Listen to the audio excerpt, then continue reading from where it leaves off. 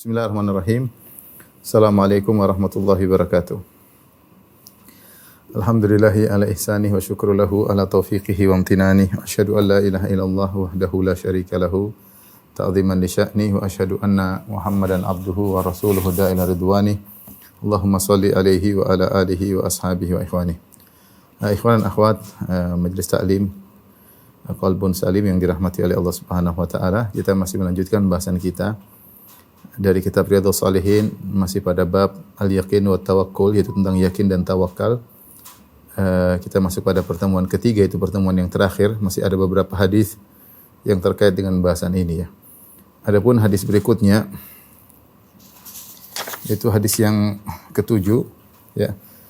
An Abi Aimarah Al-Bara bin Azib radhiyallahu anhuma qala, dari sahabat Al-Bara bin Azib radhiyallahu anhu, beliau berkata, qala Rasulullah sallallahu alaihi wasallam, Rasulullah SAW berkata, ya fulan, wahai fulan, idza awaita ila firashik, jika engkau menuju ke tempat tidurmu, yaitu hendak tidur, fakul, maka ucapkanlah doa berikut, Allahumma aslamtu nafsi ilaik, ya Allah, aku menyerahkan jiwaku kepadamu, wa wajjahtu wajhi ilaik, aku mengarahkan wajahku kepadamu, wa fawwadtu amri ilaik, dan aku serahkan urusanku kepadamu, wa alja'tu dhahri ilaik, dan aku menyandarkan punggungku kepadamu, raghbatan wa rahbatan ilaik, dengan berharap dan takut kepadamu, la malja wa la manja minka illa ilaik, tidak ada tempat bersandar, tidak ada tempat keselamatan darimu kecuali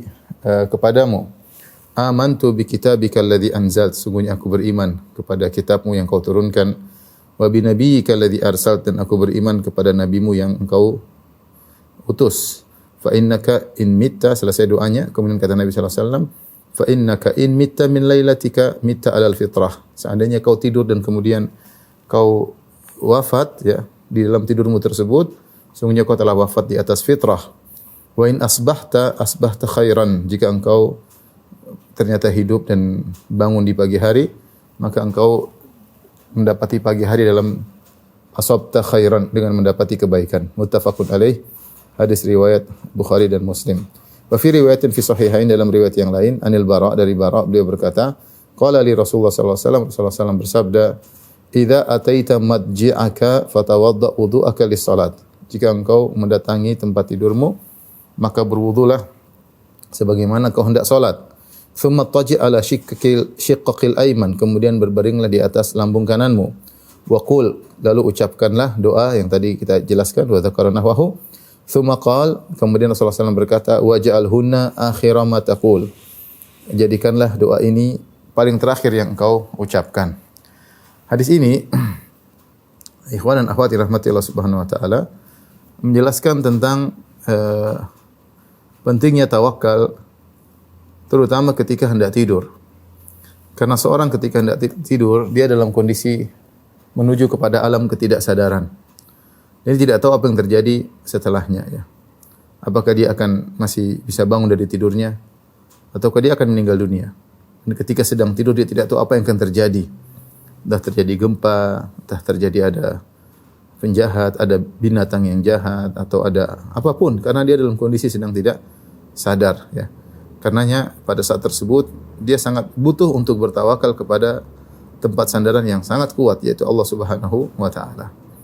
Oleh karenanya di antara doa yang diajarkan oleh Nabi sallallahu alaihi wasallam adalah doa untuk bertawakal sebelum tidur.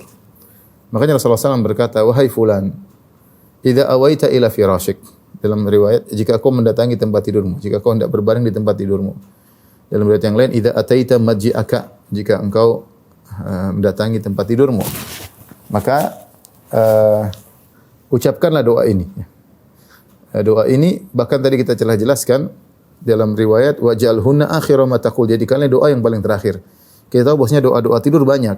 Doa-doa tidur banyak. Namun Nabi mengajarkan jadikan doa ini yang terakhir, karena ini doa yang menuju kita bertawakal kepada Allah Subhanahu wa taala, jadikanlah dia yang paling terakhir. Doa-doa tidur sangat banyak ya. Di antaranya kita baca Al-Qur'an, ada kita baca 3 qul, terus baca ayat kursi, dalam sebagian riwayat baca qul ya ayyuhal kafirun, kemudian dalam sebagian riwayat kita bisa baca Al-Qur'an ya, seperti misalnya surat Al-Mulk ya. Dan kemudian kita baca zikir-zikir tidur yang lain ya. Subhanakallahumma rabbika bika wada'tu jambi wa bika arfa'uh. Ya Allah, dengan Engkaulah aku meletakkan lambungku, dengan Engkaulah aku mengangkat lambungku.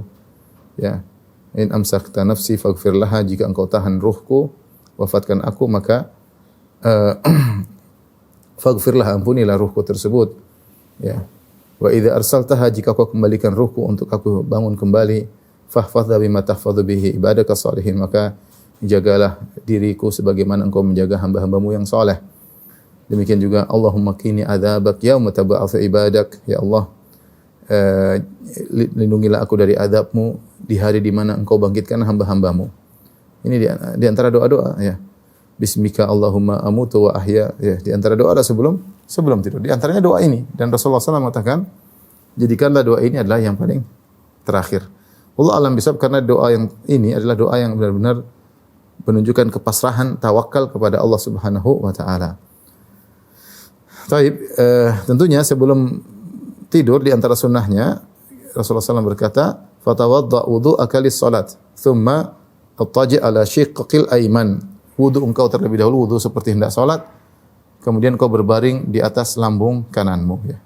Ada sebagian ulama mengatakan bahwasanya kenapa kita berbaring di atas lambung kanan, karena jantung kita sebelah kiri. Ketika kita berbaring di atas lambung kanan, jantung kita agak gantung sehingga mudah terjaga. Kalau di malam hari kita bisa bangun untuk salat malam. Beda kalau kita tidur di atas lambung kiri, maka tidur kita akan pulas, khawatir kita tidak bisa terjaga di malam hari. Ini pendapat sebagian ulama, tapi Allah alam bisab, intinya Rasulullah mengajarkan untuk seorang tidur di atas lambung kanannya. Setelah itu, jadikanlah zikir ini yang terakhir. Apa zikirnya? Allahumma aslamtu nafsi ilaik. Ya Allah, aku serahkan jiwaku kepadamu. Di sini nafs ya, diartikan oleh para ulama, ini dari Hafiz Ibn Hajar rahimahullah, yaitu aku serahkan ragaku, aku pasrahkan ragaku kepadamu. Ya, aku pasrahkan ragaku, jasadku kepadamu. Wa wajjahtu wajhi ilaik, dan aku arahkan wajahku kepadamu. Maksudnya aku arahkan, di sini ditafsirkan oleh para ulama, wajjahtu wajhi, aku arahkan wajahku, maksudnya aku arahkan tujuanku kepadamu. Ini berkaitan dengan hati. Kalau yang pertama aslamtu nafsi ilaik berkaitan dengan raga, dengan jasad. Kemudian wa wajjahtu wajhi ilaik, seharusnya namanya nafsi, jiwaku, mencakup raga dan hati. Tetapi setelah itu datang pengkhususan, wa wajjahtu wajhi ilaik, dan aku arahkan wajahku kepadamu, sehingga wajah sini diartikan dengan hati. Aku arahkan hatiku kepadamu. Wa fawwadtu amri ilaik, dan aku menyerahkan segala urusanku kepada. Urusan masih banyak. Sebab kita sebelum tidur urusan kita banyak enggak? Banyak. Urusan keluarga, urusan perdagangan, urusan anak-anak, urusan banyak sekali. Kita berlepas diri, udah bingung mau ngapain lagi. Sudah, saya mau tidur, ya Allah, saya serahkan urusanku kepadamu. Ya. Wa fawwadtu amri ilaik. Ini kalimat tawakal. Wa fawwadtu amri ilaik, aku serahkan segala urusan kepadamu. Wa alja'tu dhahri ilaik, dan aku sandarkan punggungku kepadamu. Ya, ini dan namanya alja'tu, yaitu seperti ini. Aku menyandarkan punggungku. Dan ini kalimat bahasa Arab menunjukkan aku minta pertolonganmu. Ya, karena kalau sudah menyandarkan berarti kita sedang minta pertolonganmu. Ya. Ini semua kalimat tawakal. Aslamtu nafsi ilaik, wa wajjahtu wajhi ilaik, wa fawwadtu amri ilaik, wa alja'tu dhahri ilaik. Ya Allah, aslamtu nafsi ilaik, aku serahkan ragaku kepadamu. Wajjahtu wajhi ilaik, dan aku serahkan niatku kepadamu, tujuanku kepadamu. Wa fawwadtu amri ilaik, aku serahkan segala urusanku kepadamu. Wa alja'tu dhahri ilaik, dan aku sandarkan punggungku kepadamu. Tawakal pada Allah Subhanahu wa taala. Jiwa, raga, hati, urusan, minta pertolongan kepada Allah Subhanahu wa taala. Buat apa ini semua? Rakbatan wa rahbatan ilaik, karena aku berharap pahala darimu dan aku takut dengan azabmu. Rakbah maksudnya berharap ganjaran pahala darimu. Rahbah artinya takut dari azabmu. La malja wa la manja minka illa ilaik. Tidak ada tempat berlindung dan keselamatan dari azabmu kecuali kepadamu. Aku tidak bisa berlindung dari azabmu. Aku tidak bisa berlindung dari hukuman yang kau timpakan kepadaku di dunia maupun di alam barzah maupun di akhirat, kecuali kepadamu. Ini Allah yang mengatur segalanya. Allah yang memberikan hukuman, Allah yang menurunkan azab. Ya. maka tidak ada tempat berlindung dari siksaanmu, dari hukumanmu, dari musibah yang datang darimu kecuali kepadamu. Ya, la malja wa la manja minka illa ilaik, ya. Ya, makanya dalam satu hadis Rasulullah berkata, "A'udzubika mink," aku berlindung kepadamu darimu. Maksudnya aku berlindung dengan pertolonganmu ya Allah dari siksaanmu, dari azabmu. A'udzubika mink, aku berlindung kepadamu darimu. La uhsi thana'an 'alaik, anta kama asnaita 'ala nafsik. Di antara doa-doa Nabi sallallahu alaihi wasallam. Jadi kemudian setelah itu bertawassul dengan amal soleh. Amantu bi kitabika alladhi anzalt. Aku beriman kepada kitabmu yang kau turunkan. Wa bi nabiyyika alladhi arsalt. Dan aku beriman kepada nabimu yang engkau utus. Doanya selesai. Doanya selesai. Perhatikan doa ini. Doa ini isinya kita berdoa kepada Allah dan kita bertawassul kepada Allah dengan tawakal kita kepada Allah dan iman kita kepada Alkitab dan iman kita kepada Nabi sallallahu alaihi wasallam. Saya ulangi doanya. Berharap kita hafal ini doa tawakal. Ini tawakal yang sangat penting karena kita sedang bertawakal, kita hendaknya bertawakal setiap saat. Tapi ketika sebelum itu ini tawakal di saat yang kita lagi titik lemah. Lagi di mana kita masuk dalam alam tidak sadar, dalam alam mimpi. Apa saja bisa terjadi pada kita dengan tiba-tiba. Maka kebutuhan kita bertawakal kepada Allah di saat tersebut sangat mendesak. Allahumma aslamtu nafsi ilaik. Ya Allah, aku serahkan ragaku kepadamu. Wajjahtu wajhi ilaik, dan aku serahkan niatku kepadamu. Tujuanku aku fokuskan kepada Engkau. Wajjahtu wajhi ilaik wa fawwadtu amri ilaik. Aku serahkan segala urusanku kepadamu, urusan apapun. Aku ingin tidur, aku serahkan urusan kepadamu. Walja'tu dhahri ilaik. Aku sandarkan punggungku kepadamu, yaitu aku meminta pertolongan darimu. La raghbatan wa rahbatan ilaik, karena aku berharap pahala darimu dan aku takut dengan azabmu. La malja wa la manja minka ila ilaik. Tidak ada tempat berlindung, tempat bersandar, berlindung dari azabmu dan hukumanmu kecuali kepadamu. Kemudian amantu bi kitabika alladhi anzalt. Aku beriman kepada kitab yang kau turunkan. Wa bi nabiyyika alladhi arsalt. Dan aku beriman kepada nabi yang kau utus. Ya. Ini adalah doa tawakal kepada Allah sebelum tidur. Kemudian Nabi sallallahu alaihi wasallam menjelaskan apa faedahnya dengan baca doa ini. Fa innaka in mitta min lailatik, kalau kau meninggal pada malam tersebut, mitta alal fitrah, maka kau meninggal di atas fitrah. Karena sebelum meninggal engkau sudah mengucapkan kalimat tauhid, kalimat tawakal. Dan kita tahu tawakal adalah puncak dari tauhid kepada Allah Subhanahu wa taala. Sebelum engkau meninggal, engkau mengucapkan kalimat tauhid, kalimat tawakal kepada Allah. La malja wa la manja minka illa ilaik. Tidak ada tempat berlindung dari hukuman dan azabmu kecuali kepadamu. Raghbatan wa rahbatan ilaik. Aku tak mengharap pahalamu dan takut dari azab. Ini semua kalimat tauhid. Makanya siapa yang meninggal seperti meninggal di atas fitrah. Sama seperti mirip dengan hadis Nabi, "Man kana akhiru kalami la ilaha illallah dakhalal jannah." Siapa yang kalimat akhirnya la ilaha illallah dakhalal jannah, maka dia masuk surga karena dia meninggal di atas fitrah, di atas tauhid. Kalau meninggal, kalau masih hidup, dan kita tahu betapa banyak orang meninggal ketika tidur, banyak sekali. Ya, kawan-kawan, teman-teman, kita dengar ya. Tidur enggak bangun lagi, banyak sekali. Tidur enggak bangun lagi. Seandainya sebelum tidur dia baca doa ini, subhanallah, meninggal di atas fitrah. Seperti orang tadi, man kana akhiru kalami la ilaha illallah dakhalal jannah. Siapa yang akhir kalamnya la ilaha illallah masuk surga. Mirip. Ya, mirip seperti hadis ini. Fa in mitta min lailatika mitta alal fitrah. Kalau kau meninggal malam itu setelah baca doa ini, maka kau akan meninggal di atas fitrah. Wa in asbahta, kalau kau ternyata bangun pagi, asabta khairan, maka kau akan mendapatkan kebaikan. Maka ikhwan dan akhwat, bapak dan ibu, majelis taklim Qalbun Salim, hafal doa ini. Jangan lupa hafal doa ini. Kita baca sebelum tidur dan jadikan doa ini yang terakhir. Jadikan doa ini setelah kita baca doa zikir-zikir sebelum tidur, jadikan ini yang terakhir. Tentunya zikir doa sebelum tidur banyak ya. Di antaranya ini.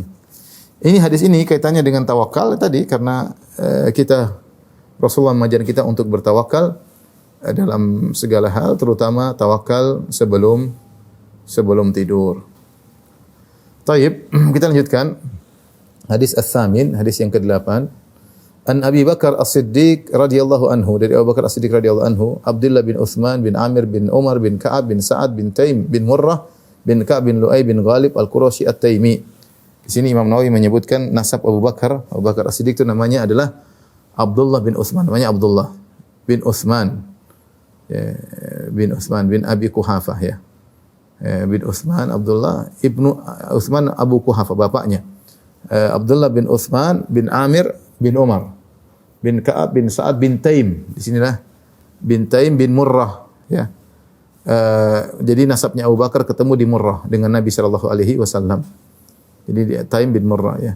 Ketemu di Murrah, kemudian selanjutnya seperti nasabnya Nabi. Murrah bin Ka'ab bin Lu'ay bin Ghalib Al-Qurashi At-Taimi. Makanya Abu Bakar disebut dengan At-Taimi karena dia bertemu di Murrah bin Ka'ab sebelum Murrah Taim.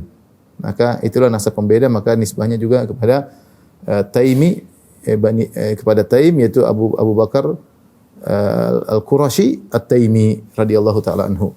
Wa huwa wa abuhu wa ummuhu sahabah. Dia bapaknya Ibnu Abi Quhafah Abu Quhafah yaitu bapaknya Abu Bakar, ibunya semuanya sahabat. Keluarga yang penuh dengan berkah. Bahkan kita bilang bukan cuma ya sahabat, bukan cuma bapak dan ibunya, anak-anaknya juga sahabat. Kemudian cucunya juga sahabat. Ya. Abu Bakar kan bapaknya Abu Bakar sahabat, bapaknya Abu Bakar Abu Quhafah sahabat, ibunya juga sahabat. Kemudian putra-putrinya juga sahabat. Abdullah bin Abi Bakar sahabat, Abdurrahman bin Abi Bakar sahabat. Kemudian putri-putrinya Aisyah sahabat. Asma binti Abi Bakar juga sahabat. Cucunya Abdullah bin Zubair. Cucunya Abu Bakar, Abdullah bin Zubair. Ya, Abdullah bin Zubair anaknya siapa? Anaknya Asma. Asma binti Abi Bakar menikah dengan Zubair bin Awam, punya anak namanya Abdullah bin Zubair. Abdullah bin Zubair juga sahabat. Keluarga berkah. Dari bapak, dia, anak, cucu, sahabat. Dan jarang ada yang seperti ini. 4 generasi semuanya sahabat. Itu di antara keistimewaan Abu Bakar As-Siddiq radhiyallahu taala anhu ya. Beliau bercerita, "Nadhartu ila aqdamil musyrikin wa nahnu fil ghar wa hum ala ru'usina." Aku melihat kepada kaki-kaki kaum musyrikin dan kami sedang berada di goa, yaitu Goa Jabal Thawr. Wa hum ala ru'usina, mereka berada di atas kepala kami. Faqultu ya Rasulullah, maka aku berkata, ya Rasulullah, "Lau anna ahadahum nadhara tahta qadamaihi la absarana." Kalau salah seorang dari mereka nengok ke kakinya, maka dia akan melihat kita.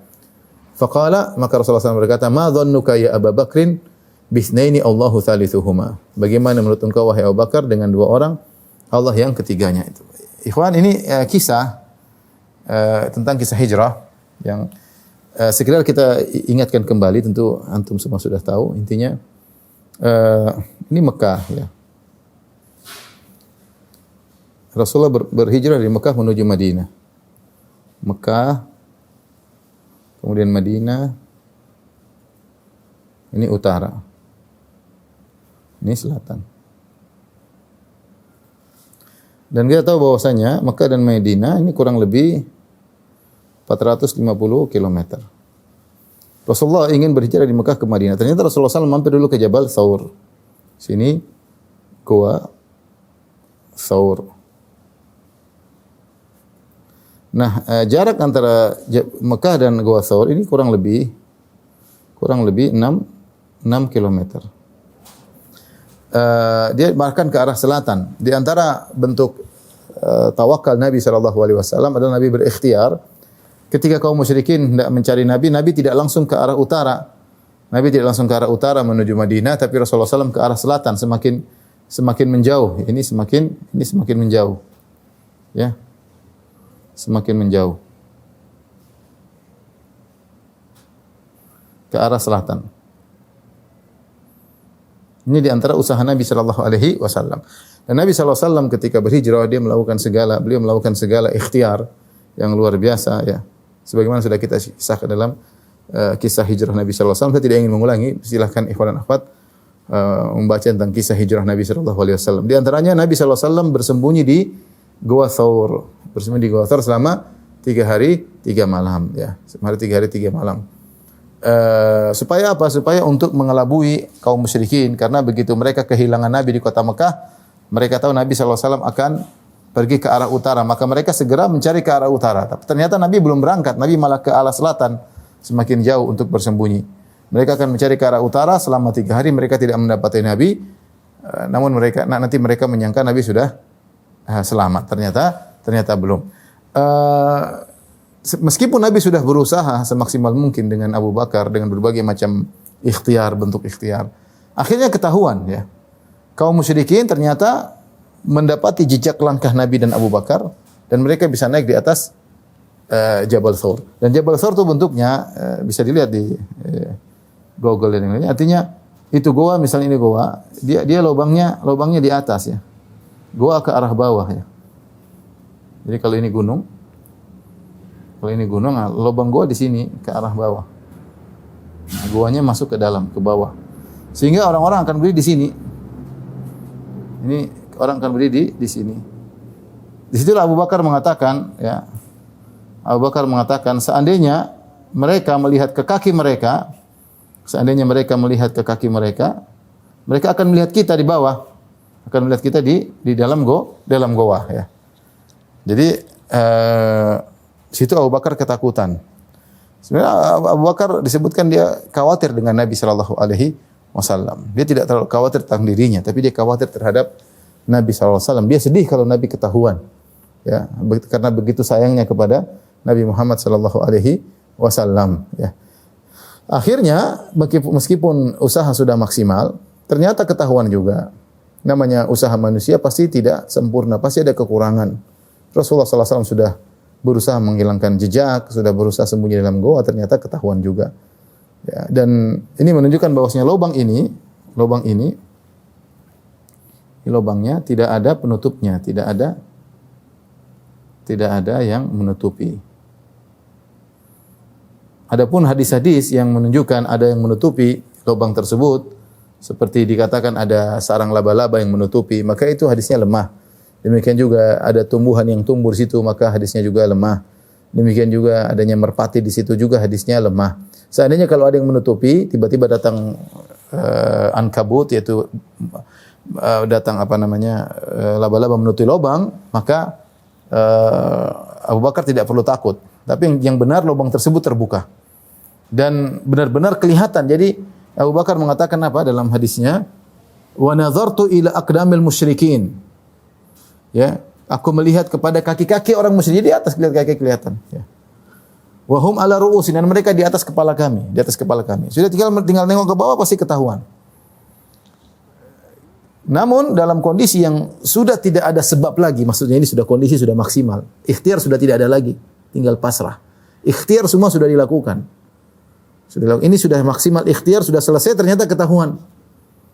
Disitulah Nabi SAW mengajarkan keyakinan kepada Abu Bakar radhiyallahu taala anhu. Terus ada Abu Bakar sedih, ya, dan dia berkata, ya Rasulullah, lau anna ahadahum nadhara ila tahti qadamaihi la absarana. Ya Rasulullah, kalau salah seorang dari mereka lihat ke bawah tentu akan melihat kita. Maka Rasulullah berkata, ma dhannuka ya Abu Bakrin bisnaini Allahu thalithuhum. Bagaimana menurut engkau ya Abu Bakar tentang 2 orang Allah yang ketiganya? Yaitu Allah bersamanya. Allah pasti menolongnya. Nah, Allah abadikan kisah ini dalam Al-Qur'an. Thaniyasnaini idhuma fil ghar. Ketika orang yang kedua berkata kepada temannya yang ada mereka berada dalam goa, yaitu Rasulullah SAW berkata kepada Abu Bakar As-Siddiq radhiyallahu anhu, idhuma fil ghar, ketika mereka berada dalam goa Jabal Thawr, idh yaqul li sahibi, tatkala dia berkata kepada sahabatnya tersebut, la tahzan innallaha ma'ana, jangan sedih, sesungguhnya Allah bersama kita. Allah bersama kita, bersama aku dan bersama engkau. Dan kalau Allah sudah bersama kita, Allah pasti akan menolong. Ini keyakinan yang luar biasa karena sudah tidak ada sebab yang bisa dilakukan. Sudah ikhtiar selesai, tinggal pasrah. Di saat lemahnya ikhtiar, sudah tidak ada ikhtiar yang bisa dilakukan, keyakinan Nabi semakin tinggi. Ini makanya yakin dan tawakal. Tawakal Nabi semakin tinggi. Dan benar, akhirnya mereka tidak melihat. Dan mereka kemudian turun dari gua tanpa meraih hasil apapun. Dan ini juga dalil bahwasanya seorang ketika melakukan kegiatan, dia prosedural. Prosedur maksudnya dia berikhtiar sambil tawakal yang tinggi. Kalaupun nanti dia kurang dalam meraih tujuannya, ada miss, maka yakinlah Allah akan menambal miss tersebut. Kekurangan tersebut akan ditambal oleh Allah Subhanahu wa taala. Dengan syarat dia bertawakal yang tinggi. Seperti Nabi SAW Abu Bakar, Nabi Abu Bakar radhiyallahu anhu sudah ikhtiar maksimal. Kemudian kejebak dalam goa. Kemudian musuh sudah di atas, sudah tidak ada yang bisa dilakukan lagi. Mau lakukan apa? Ya. Tinggal pasrah. Artinya miss, tapi subhanallah Allah yang akan menyelamatkan mereka karena mereka sudah prosedural. Sudah menyerahkan hati kepada Allah dan sudah ikhtiar ya. Maka ini menunjukkan akan tinggi yakin dan tawakalnya Nabi sallallahu alaihi wasallam dan menenangkan hati Abu Bakar As-Siddiq radhiyallahu taala anhu. Karenanya ikhwan dan akhwat yang dirahmati Allah Subhanahu wa taala, jika seorang menjalankan kegiatannya dalam segala hal, maka dia berusaha prosedural, ikhtiar maksimal dan tawakal yang maksimal. Dalam ngurusin anak-anaknya, dalam ngurusin istri-istrinya, dalam ngurusin kegiatannya, dalam bermuamalah dengan orang lain, dia berusaha dan dia maksimal dan dia serahkan kepada Allah. Jangan dia bersandar kepada dirinya sedikit pun. Dia tahu semua kebersihan dari Allah. Seandainya dia sudah berusaha dan ternyata gagal. Menurut barometer dia, pandangan dia gagal, yakinlah itu bukan kegagalan. Ya, bisa jadi Allah menghilangkan kegagalan tersebut dengan cara Allah, atau bisa jadi Allah ingin membuat dia mendapatkan keberuntungan yang lebih besar, mendapatkan karunia yang lebih besar, atau Allah ingin menghindarkan dia dari keburukan yang berat. Yang penting dia sudah prosedural dan tawakal kepada Allah, maka yakinlah hasil itu yang terbaik ya. Jadi ini membuat kita tenang. Yang penting kita berusaha dan bertawakal. Nanti Allah yang akan atur bagaimananya. Sebagaimana lihat Abu Bakar dan Nabi sallallahu alaihi wasallam. Baik, kita lanjutkan hadis berikutnya, hadis at-tasi', hadis yang ke-9. An Ummul Mukminin Ummi Salamah, dari Ummul Mukminin Ummu Salamah radhiyallahu taala anha, istri Nabi sallallahu alaihi wasallam. Wasmuha Hind bintu Abi Umayyah Hudzaifah al-Makhzumiyah. Dia namanya Hind bintu Abi Umayyah, bapaknya namanya Abu Umayyah, dari Bani Makhzum radhiyallahu taala anha, dan dia adalah sepupunya Khalid ibn Walid ya. Khalid ibn Walid ibn al-Mughirah. Khalid ibn Walid ibn al-Mughirah al-Makhzumi.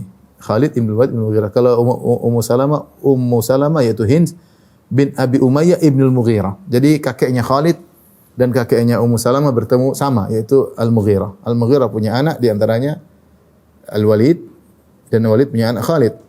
Adapun anak yang lain Abu Umayyah, dan Abu Umayyah punya anak namanya Ummu Salamah. Jadi Ummu Salamah sepupunya Khalid ibn Walid ya, radhiyallahu taala anhuma. Dan bapaknya Abu Umayyah adalah orang terkenal sangat dermawan.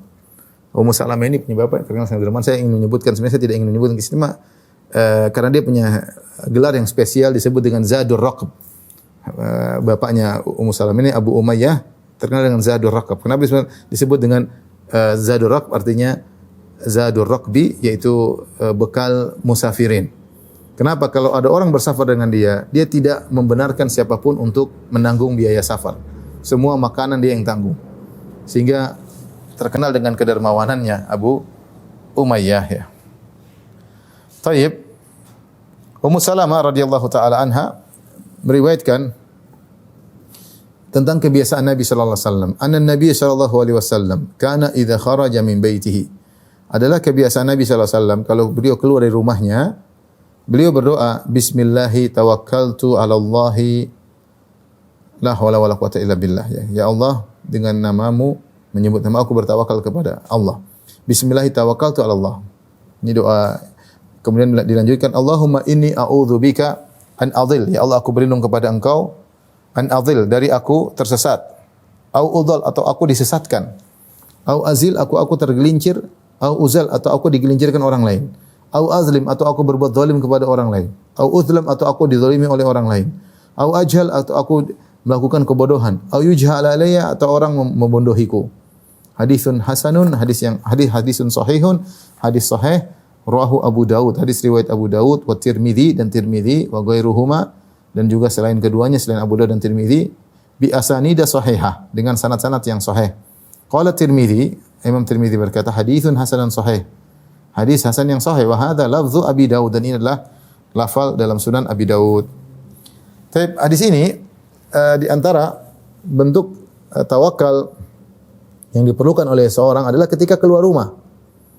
Karena namanya di luar rumah bisa jadi muncul gangguan gangguannya banyak di luar rumah. Ada gangguan dari syaitan, gangguan syaitan jin, syaitan manusia, hewan-hewan buas, ya, macam-macam gangguan di luar ya.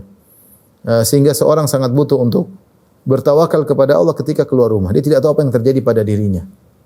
Maka seorang jangan lupa berdoa dengan doa Bismillahi tawakkaltu 'ala Allah la haula wala quwata illa billah. Ya, Bismillahi tawakkaltu 'ala Allah la haula wala quwata illa billah. Bismillah, dengan nama Allah, tawakkaltu Allah, aku bertawakal kepada Allah. La haula wala quwata illa billah, tidak ada daya, tidak ada upaya kecuali dengan Allah. La haula itu tidak ada perubahan dari satu kondisi yang lain. Apapun perubahan tersebut kecuali dengan izin Allah. Wala quwwah, tidak ada upaya, tidak ada daya. Tidak ada daya dan upaya kecuali dengan izin Allah Subhanahu wa taala. Ini kalimat tawakal seorang keluar rumah. Kemudian dia tambah dengan Allahumma inni a'udzubika, ya Allah aku berlindung kepada Engkau. An adhil au udhal, jangan sampai aku tersesat. Au udhal, dan jangan sampai aku disesatkan orang.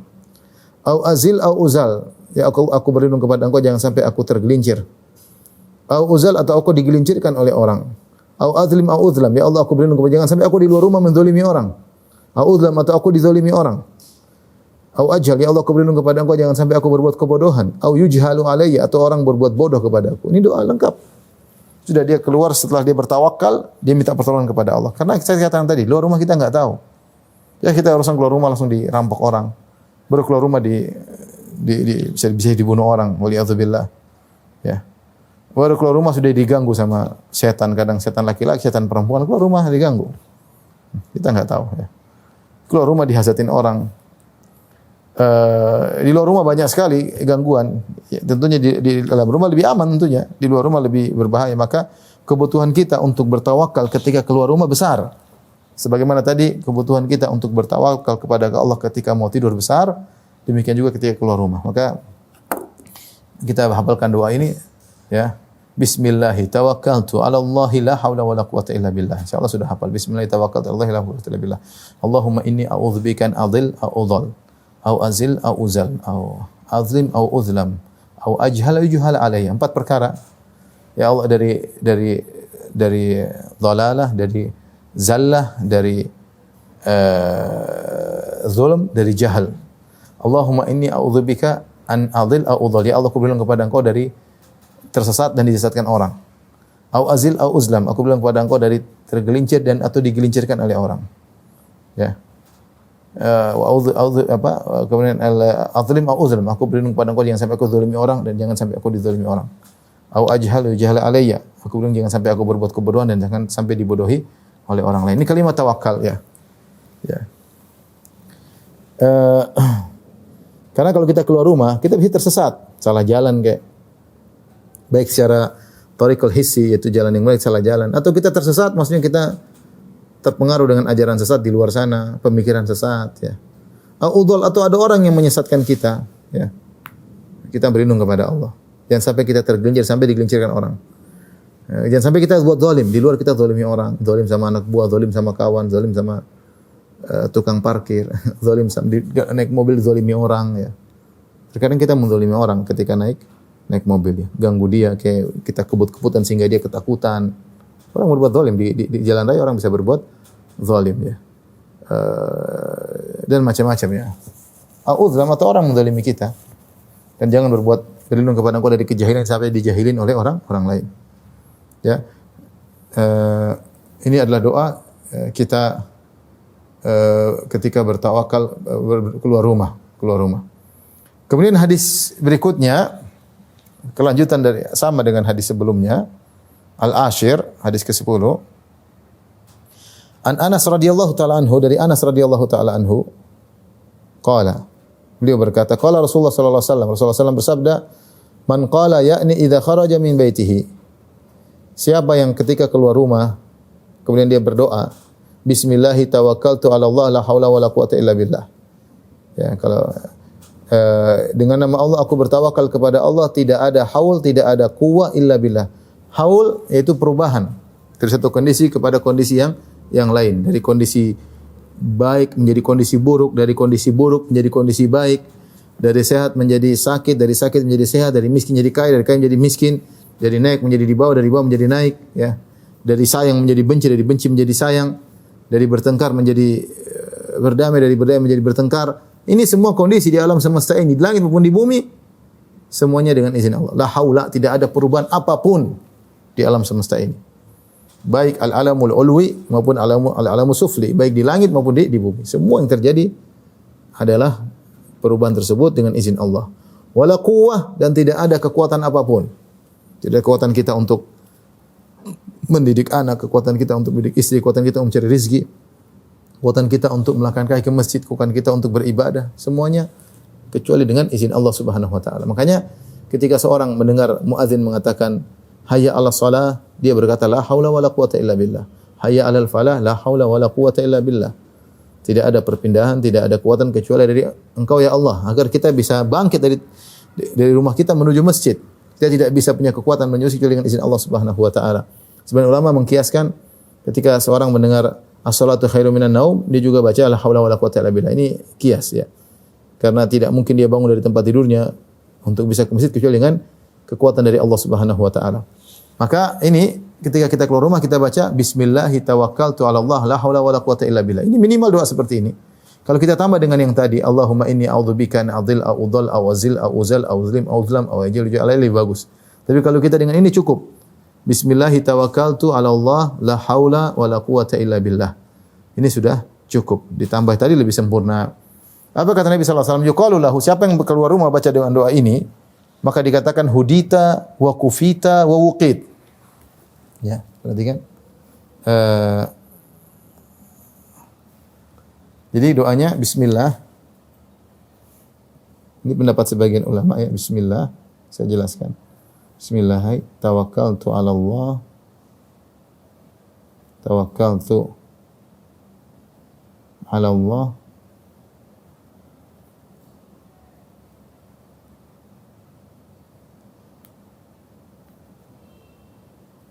Tawakkaltu 'ala Allah, la haula wala quwwata illa billah. Ini doanya. Bismillah tawakkaltu 'ala Allah. Bismillah tawakkaltu 'ala Allah, la haula wala quwwata illa billah. Maka apa faedahnya? Maka dikatakan kepadanya, yuqalu lahu, entah malaikat entah Allah Subhanahu wa taala, maka dikatakan kepadanya hudita ya. Hudita, kemudian wa kufita wa wuqita, wa kufita wa wuqita.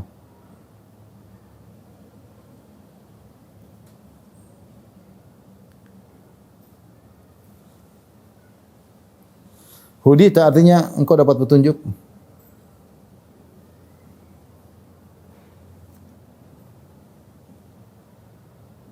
Kufita engkau dicukupkan.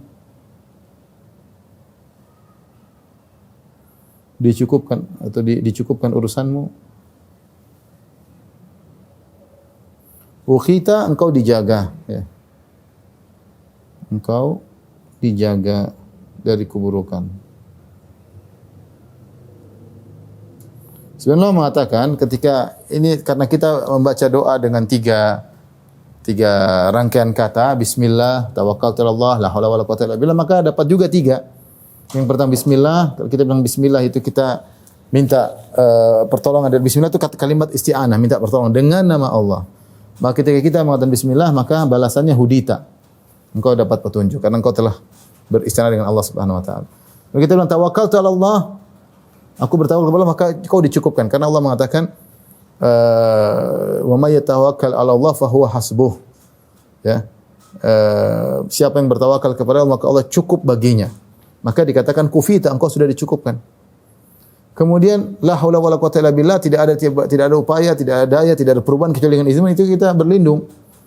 Sehingga wuqita engkau akan dilindungi dari keburukan ya dengan izin Allah Subhanahu wa taala. Ini adalah tiga hal yang sangat kita perlukan.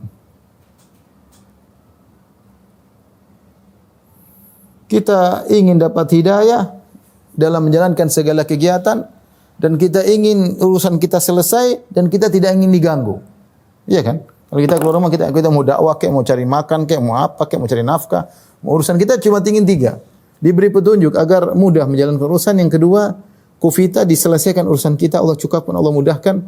Yang ketiga tidak diganggu.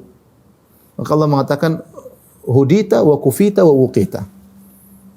Tapi tentu semua orang atau bukan semua orang, sebagian orang berdoa ketika keluar rumah tapi mungkin kurang penghayatan. Maka yang diharapkan seorang ketika berdoa keluar rumah benar-benar dia menghayati, dia mengatakan bismillah tawakkaltu 'ala Allah la haula wala quwata illa billah. Dengan benar dari hatinya dia ucapkan. Sehingga benar-benar dikatakan kepadanya hudita, kau dapat petunjuk, wa kufita, kau dicukupkan urusanmu, wa wuqita, kau dilindungi. Sehingga urusan dia akan dipermudah oleh Allah Subhanahu wa taala dalam segala hal. Namun kadang-kadang kita melalaikan doa-doa seperti ini. Kita lupa bahwa segala urusan di tangan Allah Subhanahu wa taala. Ketika bertawakal kepada Allah, serahkan urusan kepada Allah, maka wa may yatawakkal 'ala Allah fa huwa hasbuh. Siapa yang bertawakal kepada Allah maka cukuplah Allah baginya. Cukuplah Allah baginya. Baik, ikhwan dan akhwat yang dirahmati Allah Subhanahu wa taala. Kita lanjutkan hadis yang terakhir yang terlewatkan oleh Syekh Al-Utsaimin rahimahullah syarahnya.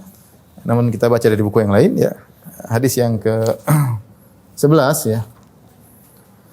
Saya bacakan Anas radhiyallahu taala anhu, dari Anas radhiyallahu taala anhu. Qala, beliau berkata, kana akhwani ala ahdi Nabi sallallahu alaihi wasallam. Ada dua orang bersaudara. Akhwani ala ahdi Nabi sallallahu alaihi wasallam. Dua orang bersaudara di zaman Nabi sallallahu alaihi wasallam. Wa kana ahaduhuma ya'ti Nabi sallallahu alaihi wasallam. Adapun salah satunya selalu datang kepada Nabi menuntut ilmu. Wa kana ahaduhuma ya'ti Nabi sallallahu alaihi wasallam. Wal akhar yahtarifu. Yang satunya kerja. Ihtiraf itu kerja cari uang. Fasyakal muhtarif akhahun li Nabi sallallahu alaihi wasallam. Maka yang cari kerja ini mengeluh kepada Nabi. Maksudnya saudaranya satu enggak kerja, mungkin kurang kerjanya tapi selalu nuntut ilmu. Dia mengeluhkan saudaranya ya. Wallahu alam kenapa saudaranya tidak kerja, apakah tidak punya kemampuan ataukah karena sedang sibuk nuntut ilmu dan yang lainnya. Maka apa jawaban Nabi sallallahu alaihi wasallam? La'allaka turzaqu bihi. Bisa jadi engkau dapat rezeki gara-gara dia. Rawahu Tirmidzi, hadis riwayat Tirmidzi bi isnadin sahihin ala syarti Muslim. Dengan sanad yang sahih dari syariat Muslim. Hadis ini ceritanya dua orang kakak beradik ya. Yang satu nuntut ilmu, yang satu kerja. Yang kerja ngeluh sama Nabi tentang saudaranya ini. Apa keluhannya Allah alam, mungkin kurang kerjaan atau kurang penghasilan. Maka sementara dia bekerja, maka Rasulullah SAW memberi jawaban kepada dia dengan mengatakan la'allaka turzaqu bihi. Bisa jadi kau dapat rezeki gara-gara adikmu atau saudaramu tersebut. Ini jawaban yang kelihatannya sepele tapi sangat bermakna ya. Apa kaitannya dengan bab tawakal? Kita kan sedang bahas tentang bab yakin wa tawakkal, yakin dan tawakal. Al yakin wa tawakkul. Wallahu alam bisawab ya. Bisa jadi maksudnya Rasulullah SAW mengajarkan bahwasanya di antara bentuk ikhtiar ya. Ikhtiar ya adalah dengan mengayomi saudara ya. Kalau kita ingin meraih keberhasilan. Dalam meraih keberhasilan ada namanya sebab-sebab duniawi, ada sebab-sebab ukhrawi. Sebab duniawi seperti kita kerja. Masing-masing kerja, ada yang jadi dokter, ada yang sesuai dengan ikhtiraf kita ya, mau jadi dokter, jadi tukang kayu, tukang batu, jadi insinyur, jadi arsitek, jadi apapun, jadi bisnismen dan yang lainnya. Dan ada sebab ukhrawi yang terkadang kita lalaikan ya. Dan di antara sebab ukhrawi agar kita meraih keberhasilan adalah ngurus kerabat, ngurus saudara. Dan betapa sering sebab ukhrawi lebih kuat daripada sebab duniawi. Makanya dalam hadis Rasulullah SAW berkata, "Man ahabba an yubsata lahu fi rizqihi wa yunsa'a fi atharihi falyasil rahimah." Siapa yang ingin dilapangkan rezekinya, dipanjangkan umurnya, itu berhasil. Orang lapang rezekinya berarti berhasil kan? Panjang umurnya berhasil. Umurnya panjang berarti sehat dong. Lapang rezekinya berarti kerjanya sukses dong, makanya rezekinya lapang. Falyasil rahimah, siapa yang ingin sukses dalam kesehatan, umurnya panjang, sukses dalam ekonominya, berhasil, apa caranya? Falyasil rahimah, maka sambunglah silaturahmi. Ternyata di antara bentuk tawakal kepada Allah adalah dengan ikhtiar ukhrawi. Sebab ukhrawi. Ini kadang-kadang kita lupa. Kita ingin berhasil tapi kita selalu fokus. Benar kita sudah serahkan urusan kepada Allah, tapi kita fokus pada sebab materi saja. Lupa bahwasanya sebab duniawi ada. Sebab duniawi seperti menolong saudara. Seperti menyambung silaturahmi. Kita menolong orang saja bisa jadi sebab kita berhasil. Bagaimana dengan saudara kita? Bagaimana lagi saudara kita sedang menuntut ilmu? Misalnya. Ya. maka di antara sebab membuat kita seorang berhasil dalam ikhtiarnya, dia bertawakal dengan ikhtiar duniawi dan di ikhtiar ukhrawi. Di antara ikhtiar ukhrawi adalah mengayomi para penuntut ilmu. Makanya Rasulullah mengatakan la'allaka turzaqu bihi. Bisa jadi kau dapat rezeki karena perhatianmu sama saudara menuntut ilmu tersebut ya. Ini ikhwan, ini penting bagi kita ya.